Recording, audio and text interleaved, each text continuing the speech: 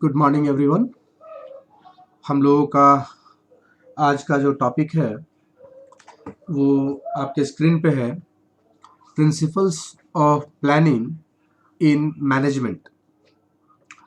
आसान टॉपिक है, interesting topic है। पूरा लेक्चर को सुनेंगे तो अच्छा लगेगा, आपको टॉपिक बहुत अच्छे से समझ में आएगा। प्लानिंग चैप्टर पे पहले हमारा कुछ लेक्चर आ चुका है जिसमें हमने introduction, meaning, definitions, characteristics, objectives, need या इम्पॉर्टेंस, ये सब देख चुके हैं, है ना। तो आइए आज हम लोग समझते हैं principles of planning in management. कहता है कि जस्ट एज ईच सिस्टमेटिक, ये जितने भी सिस्टमेटिक नॉलेज होते हैं is based on some important principles. Similarly, management and managerial functions also depends upon some principles. देखिए, ये जितने भी जिस तरह से जो सिस्टमेटिक नॉलेज होता है वो क्या होता है कि कुछ खास कुछ इम्पॉर्टेंट प्रिंसिपल्स पर आधारित होते हैं। जितने भी सिस्टमेटिक नॉलेज होते हैं ये कुछ ना कुछ प्रिंसिपल पर बेस्ड होते हैं, कुछ इंपॉर्टेंट प्रिंसिपल्स होते हैं उनके पीछे। उसी तरह से कहता है ना कि ये जो मैनेजमेंट है और जो उसके मैनेजर और जो मैनेजरियल फंक्शंस हैं उनके लिए भी मतलब कि कुछ वो भी कुछ खास प्रिंसिपल्स पर आधारित होते हैं। मैनेजमेंट का भी कुछ प्रिंसिपल्स है और जो मैनेजरियल फंक्शंस हैं उनके भी कुछ प्रिंसिपल्स हैं। सो management specialists have propagated some principles of planning, और इन्होंने प्लानिंग के कुछ प्रिंसिपल्स को डेवलप किया है। who may make planning very effective, जो प्लानिंग को बहुत इफेक्टिव बनाता है लोग, है ना। और जो ये जो प्रिंसिपल्स है वो प्लानिंग को क्या करता है, बहुत इफेक्टिव बना देता है ना। ऑन बीइंग अडॉप्टेड, मतलब ये जो इसके जो प्रिंसिपल्स हैं, है ना, ये प्लानिंग के जो प्रिंसिपल्स हैं वो प्लानिंग को क्या करता है, बहुत इफेक्टिव बना देता है ना, जब उसको अडॉप्ट किया जाता है। तो मतलब प्लानिंग के जितने भी प्रिंसिपल्स हैं अगर उनको अच्छे से अडॉप्ट कर लिया जाए, लागू कर दिया जाए, तो जो प्लानिंग होगा वो इफेक्टिव होगा आपका, है ना।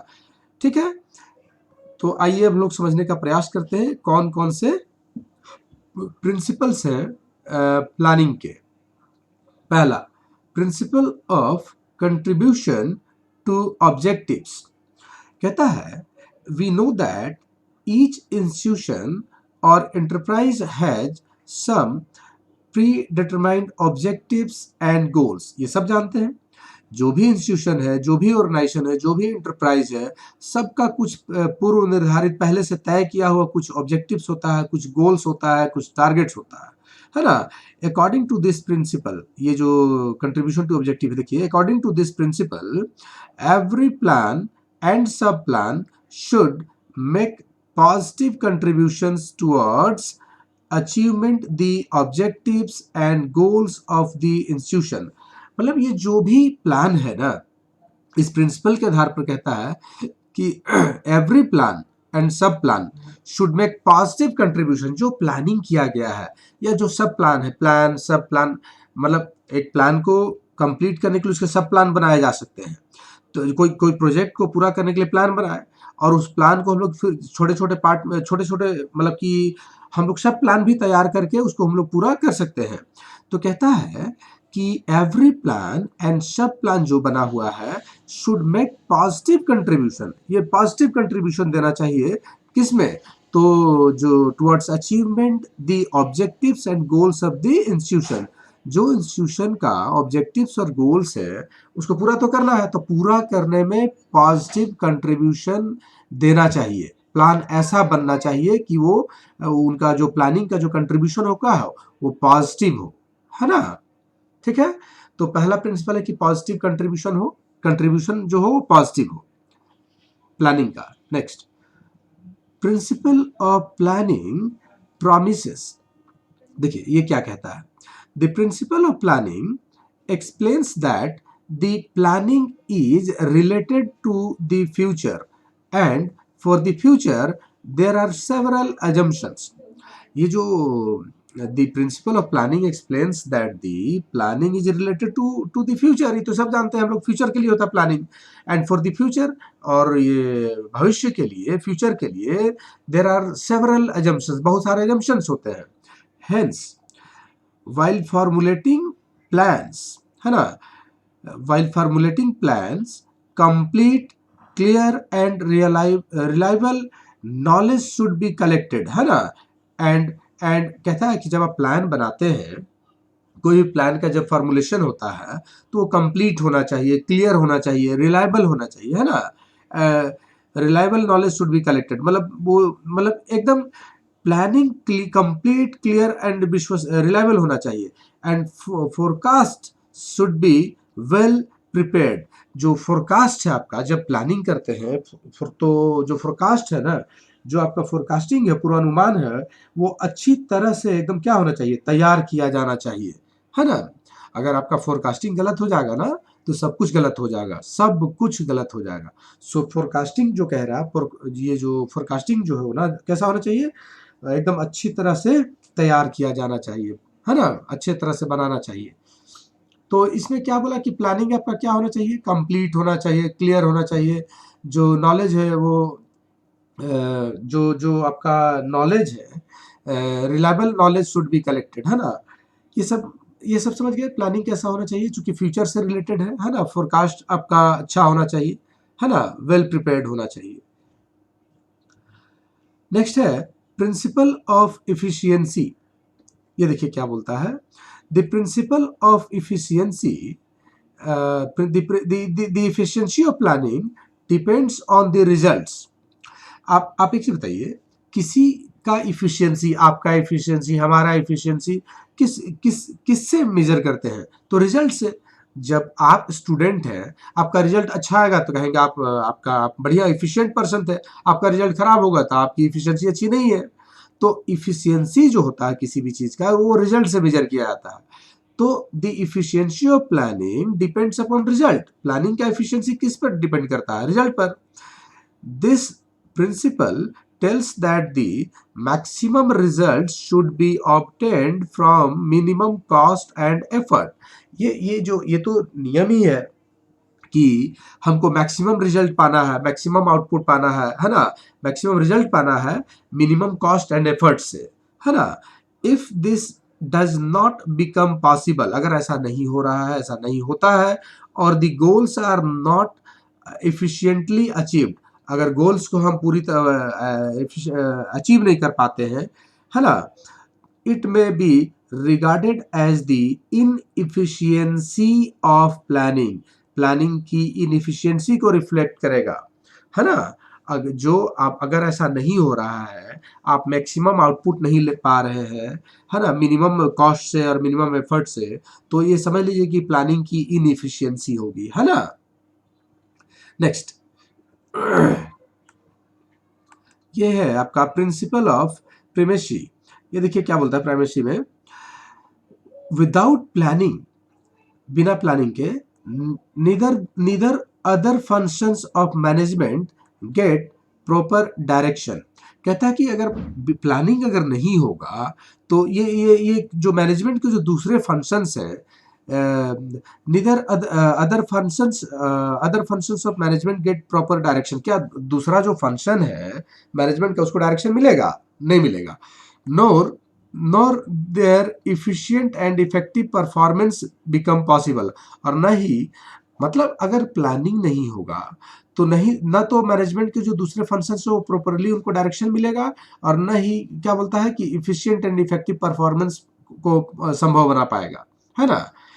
Hence planning is the important and primary functions, है ना, ऑफ मैनेजमेंट। ये मैनेजमेंट का प्राइमरी फंक्शन है, ध्यान देंगे। On which attention should be paid on priority. कहता है ना कि ये जो प्लानिंग है मैनेजमेंट का प्राइमरी फंक्शन है, इसलिए पूरा जो मैनेजमेंट है, जो मैनेजर है, उसको मतलब अटेंटिव रहना चाहिए, है ना, बहुत अटेंटिव होकर के काम करना चाहिए। ठीक है, समझ गए ना ये वाला। आगे देखिए, प्रिंसिपल ऑफ फ्लेक्सिबिलिटी।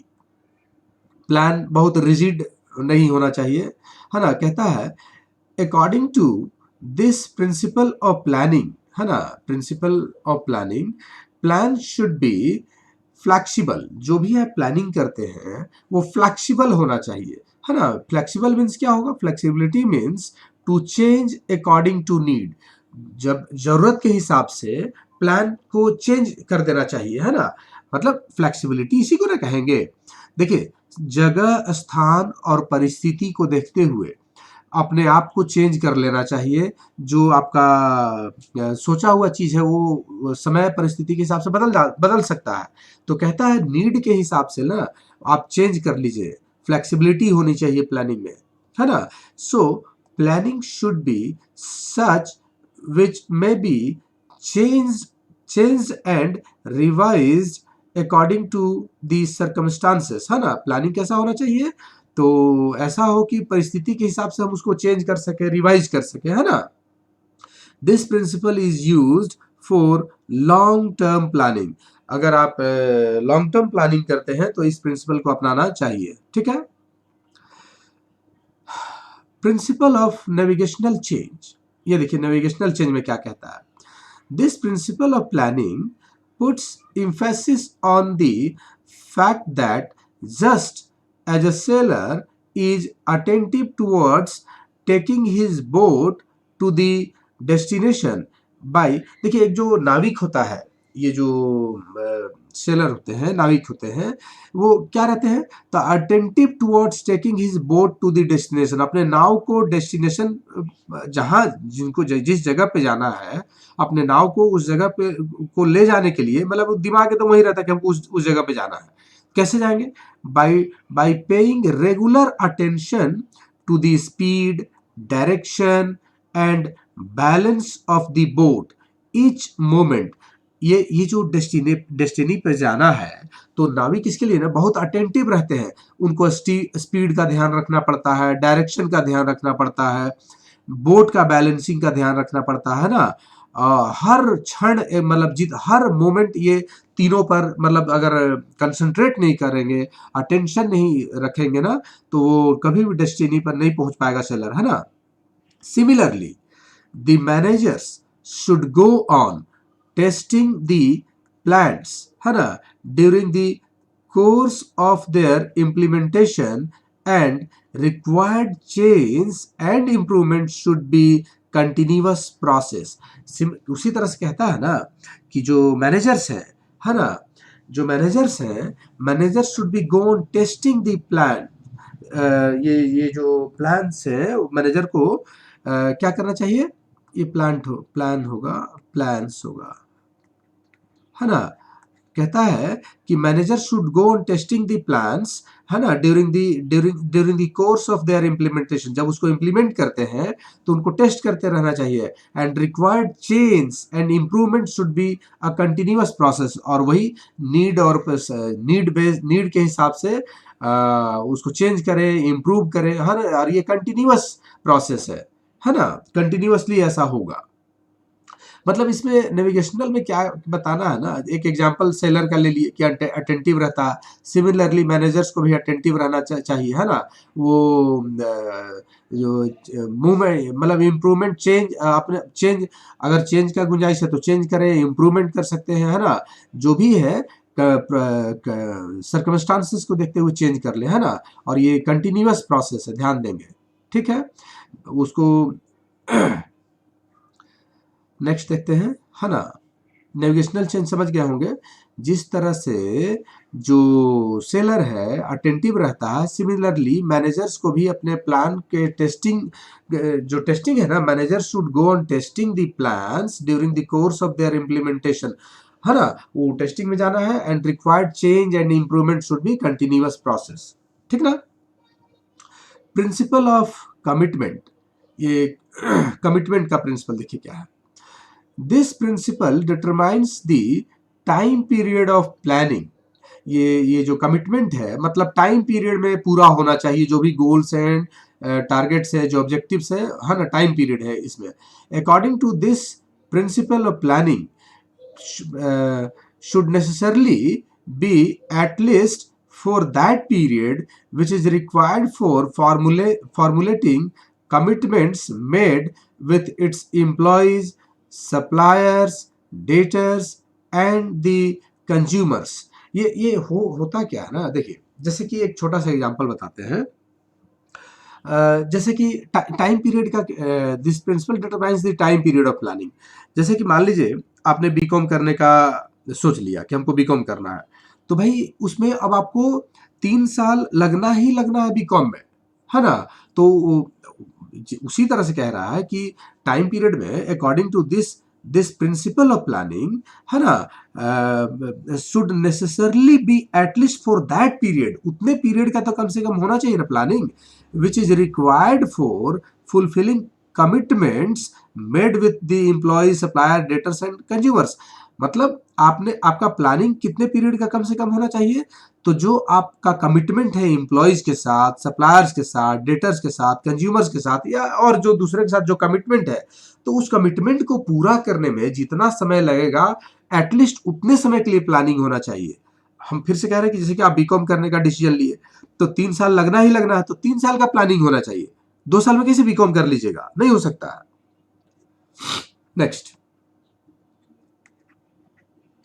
ये देखिए, प्रिंसिपल ऑफ परवेसिवनेस।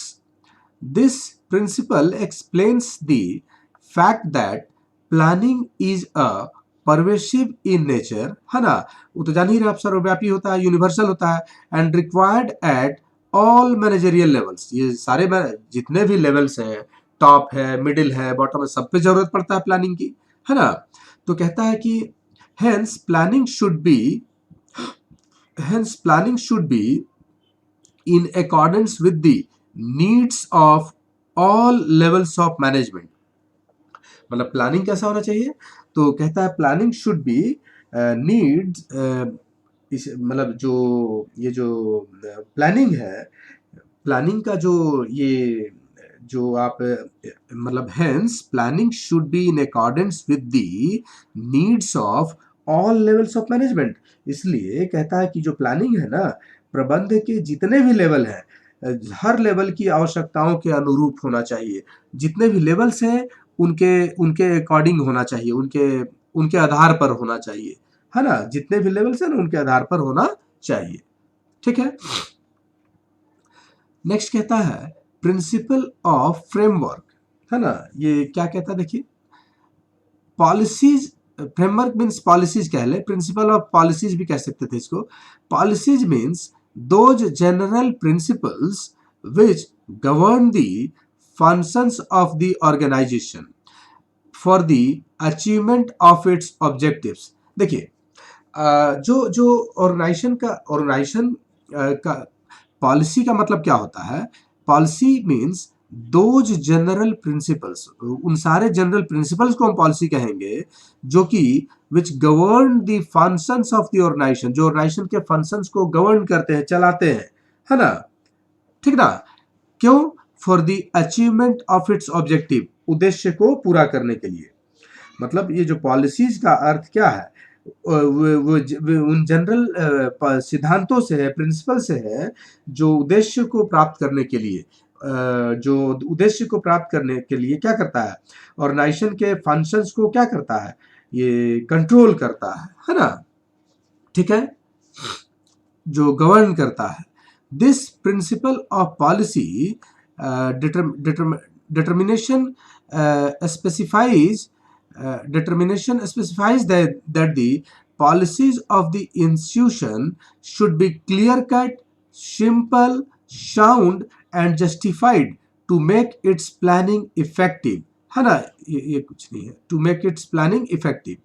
मतलब ये जो नीति, ये जो पॉलिसी फॉर्मुलेशन का ये जो प्रिंसिपल है, जो पॉलिसी जो निर्धारण, ये जो नीति का जो फॉर्मुलेशन है ना, का यह जो सिद्धांत का ये जो सिद्धांत है ना, कहता क्या है कि the principle of policy determination specifies that, मतलब कि ये कहता क्या है कि पॉलिसी जो होगा ऑर्गेनाइजेशन का, वो एकदम क्लियर कट होना चाहिए, सिंपल होना चाहिए, साउंड होना चाहिए अनजस्टिफाइड होना चाहिए to make its planning effective.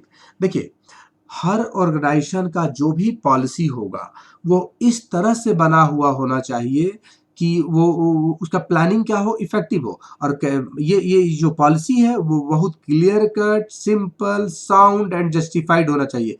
किसी को कोई इससे किसी को नुकसान नहीं हो, है ना, सिंपल हो, सबको समझ में आने वाला हो।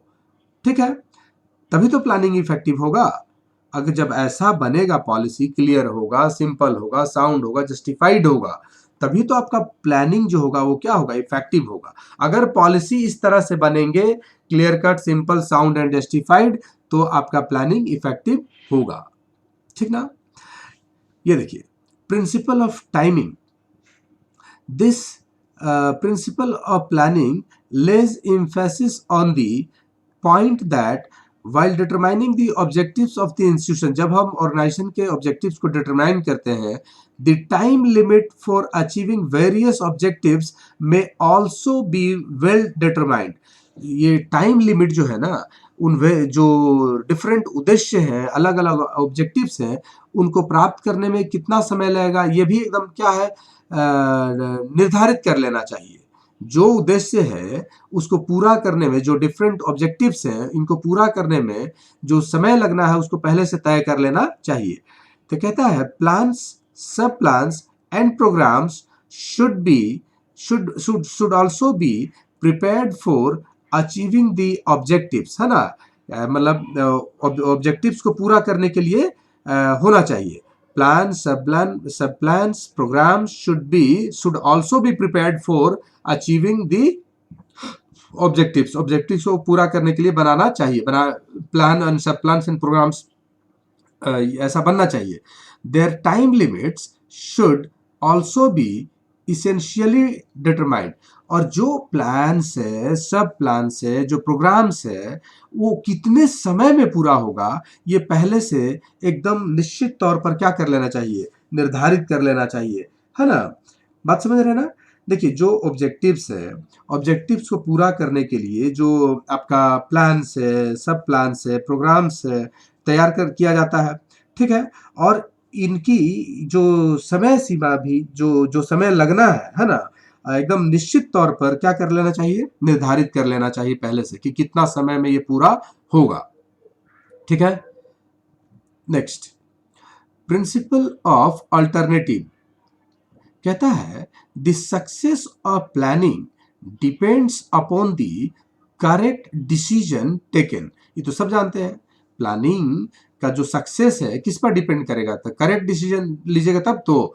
हेंस बिफोर आस्किंग डिसीजन, जब आप डिसीजन को क्या करते हैं, बताते हैं, है ना, जब आप डिसीजन को बताते हैं, various alternatives should be discovered and necessary information should be gathered about them। मतलब जब आप ये जो प्लान है, जब आप मतलब कि कहता क्या है ना कि निर्णय लेने से पहले जो डिफरेंट क्या है ये मतलब कई तरह के अल्टरनेटिव्स की खोज की जानी चाहिए और उनके बारे में नेसेसरी इंफॉर्मेशन कलेक्ट किया जाना चाहिए। और कहता है and then best alternative should be selected. और फिर सबसे अच्छे अल्टरनेटिव्स का क्या करना चाहिए, सिलेक्शन करना चाहिए। According to this plan, this principle, इस प्रिंसिपल के आधार पे the best which may contribute towards achieving the determined objective in decided time at lowest cost. मतलब ये जो प्रिंसिपल का ये जो मतलब इस प्रिंसिपल के आधार पर कहता है ना कि सबसे अच्छा, है ना, जो बेस्ट हो, है ना, जो न्यूनतम एकदम लोवेस्ट कॉस्ट पर क्या करता है, एकदम लोवेस्ट कॉस्ट पर और एकदम डिसाइडेड टाइम में, है ना, जो पहले से डिसाइडेड टाइम है, जो आपका डिटरमाइंड ऑब्जेक्टिव से निर्धारित उद्देश्य है को प्राप्त करने में योगदान दे सकता है।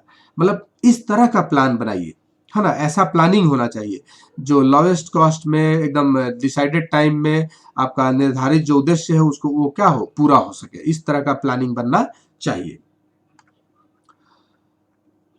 प्रिंसिपल ऑफ लिमिटिंग फैक्टर्स, ये लिमिटिंग फैक्टर समझिए इसको। देखिए, a limiting factor is one which stands in the way of achieving the desired objective. ये जो मतलब कह रहा है कि ये लिमिटिंग फैक्टर जो है ना, जो आपका डिजायर्ड ऑब्जेक्टिव्स है उसको पूरा करने में कुछ मतलब, देखिए बहुत सारे फैक्टर्स ऐसे हैं जो ऑब्जेक्टिव्स को प्राप्त करने में ना मतलब एक हर्डल बनता है, बाधा बनता है ना, प्रॉब्लम क्रिएट करता है लोग। कुछ कुछ ऐसे ऐसे फैक्टर्स हैं जो मतलब कि बाधा बन सकते हैं, है ना, जो आपका जो डिजायर्ड ऑब्जेक्टिव है इसको पूरा करने में प्रॉब्लम क्रिएट कर सकता है। This principle stated that managers should pay due attention to tackle those limiting factors. और वो जो ये प्रिंसिपल कहता क्या है ना कि मैनेजर्स को उन पर बहुत अलर्ट रहना चाहिए, ध्यान देना चाहिए उनको टैकल करने के लिए, जो लिमिटिंग फैक्टर्स है, जो ऑब्जेक्टिव्स को पूरा करने में बाधा बनते हैं, है ना, which hinders the smooth progress in achievement of objective. मतलब देखिए, जो ऑर्गेनाइजेशन का उद्देश्य होता है, जो उद्देश्य होता है, डिजायर्ड ऑब्जेक्टिव्स होता है, उसको पूरा करने में ना कुछ फैक्टर्स प्रॉब्लम बनते हैं, प्रॉब्लम क्रिएट करते हैं, कुछ हर्डल रहता है।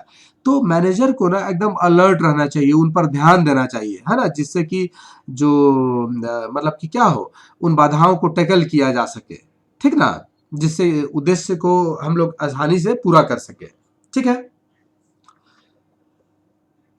प्रिंसिपल ऑफ कॉम्पिटेटिव स्ट्रेटजीज, ये देखिए ये क्या है। If any competitive institution exist, मान लीजिए जिस चीज में आप डील कर रहे हैं उसी चीज में कोई और भी डील कर रहा है, सेम मान लीजिए जो आपका प्रोडक्ट है वही उसी प्रोडक्ट में कोई दूसरा ऑर्गेनाइजेशन भी है, तो मतलब कंपटीशन तो होना तय है। Then the planning activities and techniques of other institution should also be kept in view. मतलब जब अगर आपका कोई कॉम्पिटिटर है तो कहता है कि प्लानिंग एक्टिविटी और जो टेक्निक है ना दूसरे इंस्टीट्यूशन का, should also be kept in view, उसको भी ध्यान में रखना चाहिए कि वो कैसे काम कर रहा है। By doing so success in business among the competition में बी इंश्योर्ड। जब आप उसके टेक्निक्स को, एक्टिविटीज को जान जाते हैं, मतलब समझते हैं कि वो कैसे काम कर रहा, वो कैसे परफॉर्म कर रहा, तो आपका इस कंपटीशन में भी, है ना, सक्सेस मतलब मिल सकता है ना।